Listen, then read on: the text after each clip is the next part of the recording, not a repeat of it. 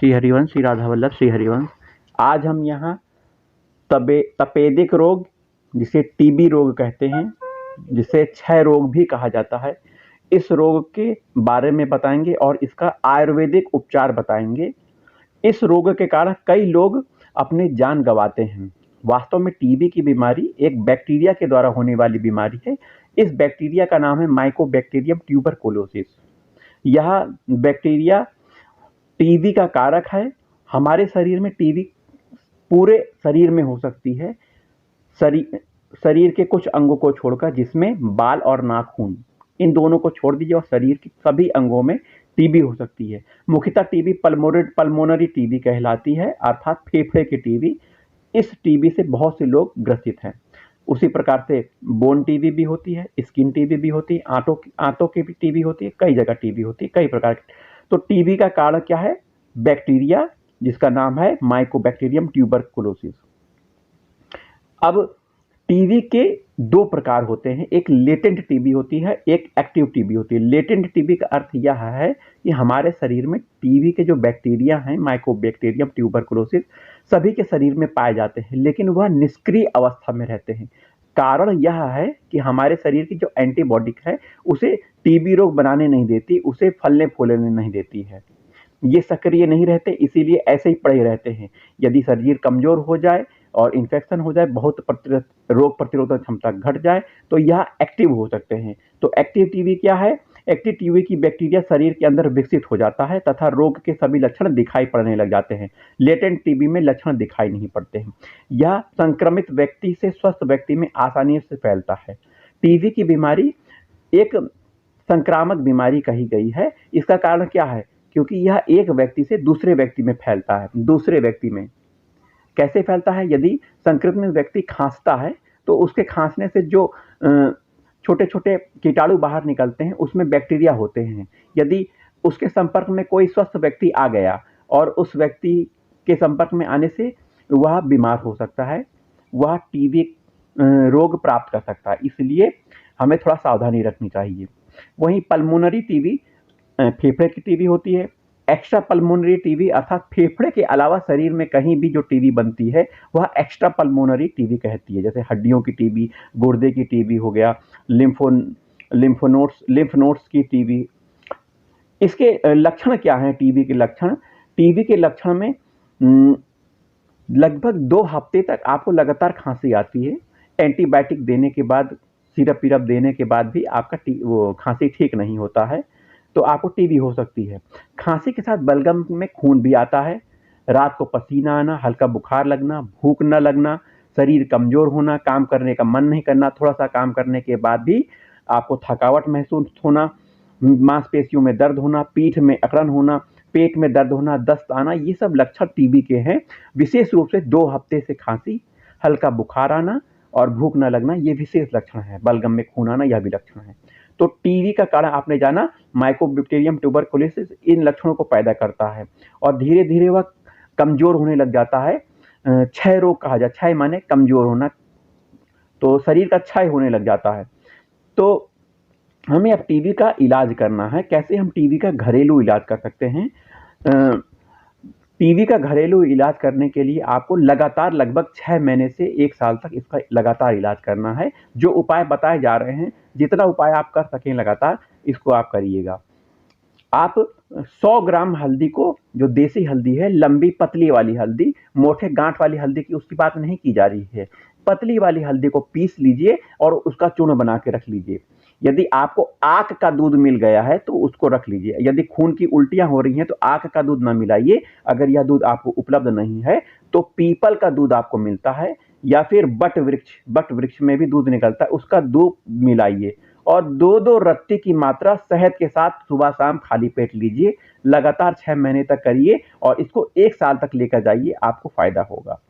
वहीं यदि टीबी हो गई है तो लहसुन और गाय का दूध बहुत फायदेमंद होता है। करना क्या है? लहसुन की 3 से 4 कलियों को गाय के दूध में डाल दीजिए गरम, फिर अब उसको उबालिए। गाय का दूध जब बहुत कम रह जाए, मतलब आपने 1 लीटर दूध उबाला और लगभग 750 ml रह जाए, तो वो लहसुन की कलियों को आप खा लीजिए और दूध पी जाइए। अब 1 लीटर दूध तो मैंने ऐसे बताया, आपको जितना दूध पीना है, जितना पचा सकते हैं उतना दूध लीजिए। मान लीजिए 1 गिलास दूध ले लीजिए और लगभग आधा गिलास से थोड़ा-सा ऊपर बन जाए, उबलते-उबलते, तब आप 3-4 कलियों को खाइए और वह दूध पीजिए। लगभग 6 महीने तक इसका उपचार करिए। बहुत ही एक्टिव उपाय है। लहसुन बहुत फ़ायदेमंद है टीबी के उपचार में। लहसुन में एलिसिन और एजोइन पाया जाता है जो बैक्टीरिया को बढ़ने से रोकता है। तो लहसुन बहुत फ़ायदेमंद है, यह उपाय आप करिए। वहीं यदि लहसुन की 1-2 कलियों को सुबह खाकर ऊपर से ताज़ा पानी भी पी लीजिए, यह भी टीबी में बहुत लाभदायक होगा। वहीं अगला उपाय है, तुलसी के सेवन से हम टीबी का इलाज करते हैं। तुलसी के हम 11 से 12 पत्ती हम लीजिए, 11 से 15 पत्ती आप ले लीजिए और थोड़ा-सा जीरा और हींग को 1 गिलास पानी में डालिए। इसमें एक नींबू को निचोड़ दीजिए। दिन में 3 बार इसका सेवन करिए। यह आपको टीबी में लाभ पहुँचाएगा और आपकी जो कमज़ोरी है वह दूर करेगा। काली मिर्च भी टीबी के उपचार के लिए बहुत फ़ायदेमंद है। काली मिर्च के आप 5 दाने ले लीजिए।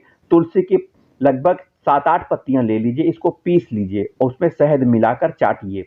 लगभग 6 महीने तक आप ऐसा करिए। यह एक उपाय है काली मिर्च का। 5 दाने और तुलसी की 5-6 पत्तियां, उसमें शहद मिलाकर चाटना है पीसने के बाद।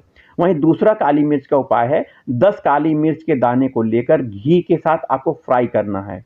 इससे 1 चुटकी हींग भी डाल दीजिए इसमें और इसके बाद 3 हिस्सों में बाँटकर दिन में 3 बार लें। यह 1 दिन का प्रयोग है। इस तरह आपको 6 दिन तक करना है। 10 काली मिर्च को देसी घी के साथ फ्राई करना है।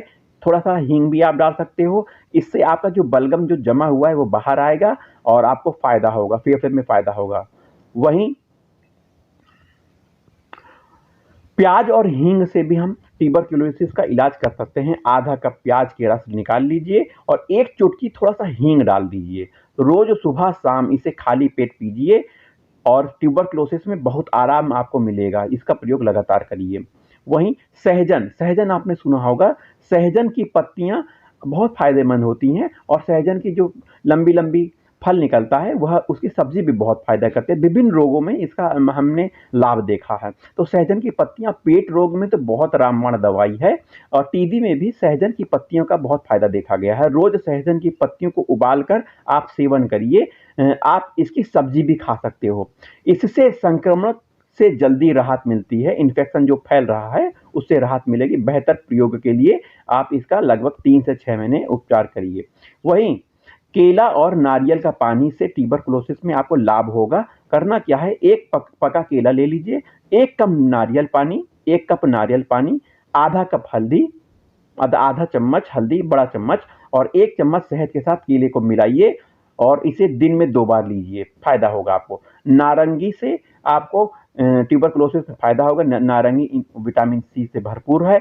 1 गिलास ताज़ा नारंगी के जूस में 1 चुटकी नमक, काला नमक मिलाइए। यदि आपको ब्लड प्रेशर हाई है तो नमक मत मिलाइए और 1 चम्मच शहद मिलाकर दिन में 2 बार पीजिए। 6 महीने तक आप इसका सेवन करिए। टीबी में बहुत लाभ होगा।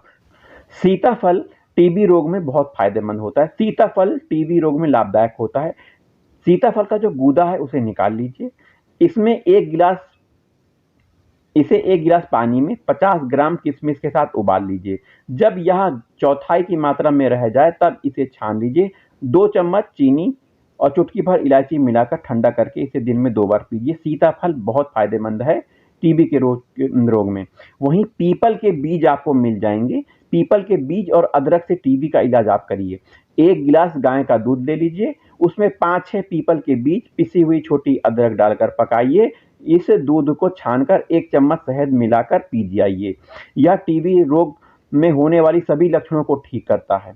वहीं 1 गिलास गाय के दूध में 5-6 पीपल के बीज को और 1 छोटी अदरक डालकर हल्की आंच में पकाइए। फिर से कह रहे हैं, 1 गिलास गाय का दूध, 5-6 पीपल के बीज और 1 छोटा सा अदरक का टुकड़ा डालकर हल्की आंच में पकाना है और इसे छानकर 1 चम्मच शहद मिलाकर पीना है। खांसी, कफ, बलगम बनना जैसे लक्षणों को यह ठीक कर देगा। वहीं मुलैठी का 1 टुकड़ा लेकर मुंह में रोज चूसते रहिए। यह आपका रोज का प्रयोग है। ताजे लौकी का जूस सेंधा नमक मिलाकर आपको 6 महीने तक सेवन करना है। हीमोग्लोबिन स्तर बढ़ेगा नहीं और आपको फायदा होगा। वहीं अखरोट और लहसुन का गूदा समान मात्रा में पीसकर गाय के घी में भूनकर खाइए। अखरोट और लहसुन का यह सेवन आपको 6 महीने तक करना है। आपका टीबी का रोग ठीक होता रहेगा। वहीं अखरोट का सेवन करने से इम्यूनिटी पावर भी बढ़ती है और टीबी रोगी को बल भी प्राप्त होता है। हमें खान पान क्या करना है टीबी होने पर? भोजन में हमें बहुत हल्का पचने वाला भोजन करना है, जैसे खिचड़ी का सेवन करना है और हल्का जिसमें मलाई हटाई हुई दूध का सेवन करना है, थोड़ा पनीर का सेवन करना है, ताजे फलों सब्जियों का सेवन करना है, साबुत अनाज खाना है, ग्रीन टी का सेवन करना है और हमको दूध वाली चाय बिल्कुल नहीं पीनी है। दूध वाली चाय पीने से वैसे ही भूख मर जाती है और टीबी के मरीज को भूख लगती ही नहीं है। तो यह रहा टीबी के रोग का आयुर्वेदिक उपचार। आप इस उपचार को अपनाइए और अपने टीबी को बाहर भेजिए, दूर भगाइए और बहुत महंगे से महंगे इलाज से बचिए, क्योंकि टीबी का जो एलोपैथिक इलाज है उसमें जो दवाइयां हैं बहुत गर्म करती हैं, पेशेंट बहुत परेशान हो जाता है खाने से, क्योंकि कई दवाइयां दी जाती हैं बहुत हाईली एंटीबायोटिक होती हैं और उसका सेवन करने से उसको और कॉम्प्लिकेशन हो जाते हैं, बहुत परेशानियां आ जाती हैं और दवा शरीर में असर भी नहीं कर पाती है। तो ऐसे में अगर आप आयुर्वेदिक इलाज कर रहे हो और आयुर्वेदिक रूप से 6 महीने 1 साल इलाज करके पाओगे कि हाँ यह टीबी ठीक हो जाएगी, आप भगवान की शरण होकर भगवान से प्रार्थना करिए कि मेरा यह रोग ठीक हो जाए और मैं टीबी से मुक्ति प्राप्त करूं और भगवान आपकी नाम लेकर आपकी सेवा करके जन समुदाय की सेवा करके अपने जीवन को बिताऊं। जय जय राधा वल्लभ श्री हरिवंश।